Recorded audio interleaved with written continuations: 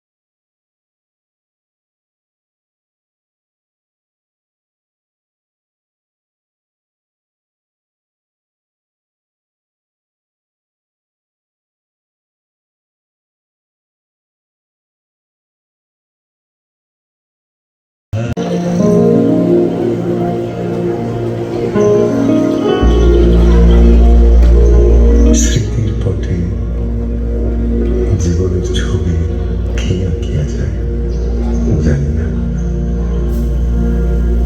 কিন্তু যে আঁকুক সে ছবি আঁকে তোমার প্রকাশ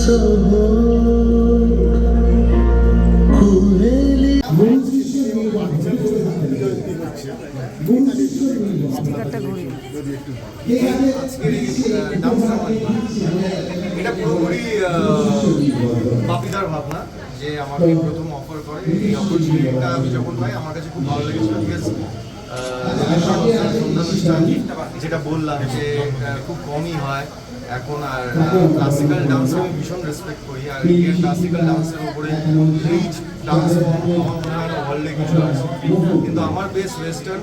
তো আমি এর আগেও শকুন্তলা করেছি আমি সেটার সাথে, বাট আমার যেহেতু বেস রবীন্দ্র নৃত্য নয়, তো আমি একটু নার্ভাস বাট এক্সাইটেডও, কারণ আমাকে সেটা ভীষণ ভালো ক্লাসিক্যাল ডান্সার, তো আমাকে ভীষণভাবে গাইড করেছে।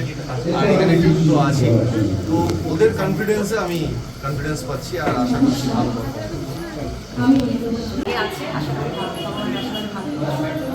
বললো যে আপনার সঙ্গে এই প্রথম এই স্টেজে রবীন্দ্র ভবন প্রথম এইখানে এই একটা শ্যামা তাতে আপনার কতটা ভীষণবার রুবেলদা ছোটবেলা থেকে দেখছি, তো সেই মানুষটার সঙ্গে মঞ্চে একসাথে পারফর্ম করা সেটা তো একটা ভীষণ ভালো লাগার, আর সেটার জন্য বাকিকে ধন্যবাদ, কারণ ওই পুরো জিনিসটা প্ল্যান করেছে, সম্পূর্ণ জিনিসটা ওই ডিরেকশন দিয়েছে, তো সেই জায়গা থেকে তো খুবই আনন্দ আমরা বেশ সবাই।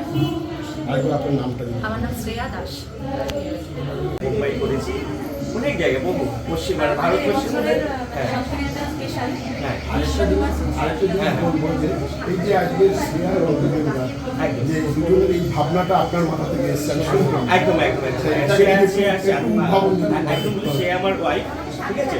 ওকে আমি প্রথম থেকেই ভেবেছিলাম, আমি একটা রবীন্দ্রনাথের উপর ড্রামা করবো শ্যামা, আমি ওকেই প্রথম আমি রেখেছিলাম, এবং সঙ্গে আমি বললাম একটা ভালো তুমি রুবেলটার কথা আমাকে আমারই একটা বন্ধু অভিরূপ সেনগুপ্ত উনি বলে রুবেলকে নিয়ে তুই খুব ভালো হবে।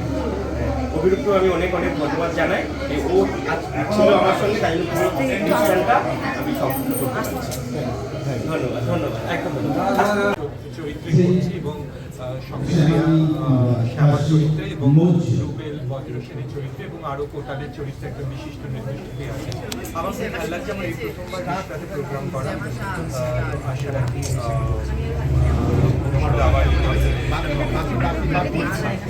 এই যে বাচ্চাগুলো আজকে এখানে পারফরমেন্স করছে তাদের এখানে একটা জায়গা থেকে উঠে আসবে কি বলতে বাচ্চারা যখন তাদের ট্যালেন্টকে এনহ্যান্স করার জন্য ইনস্টিটিউশন দরকার, যে ইনস্টিটিউশনের মাধ্যমে ট্যালেন্টরা এগিয়ে আসতে পারবে, প্ল্যাটফর্ম পাবে।